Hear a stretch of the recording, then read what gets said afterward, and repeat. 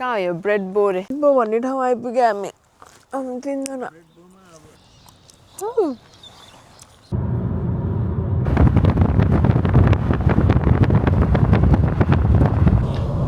साथीहरु मैले चाहिँ म आफैलाई च्यालेन्ज गरेको छु आज 3 hours walk उकालो मैले आज माउन्ट कोजेस्को 3 hours walk सक्छु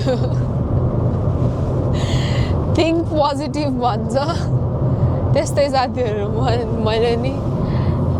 पोजिटिभ थिंक गरेर म चाहिँ सक्छु भनेर एकदम आफुलाई मन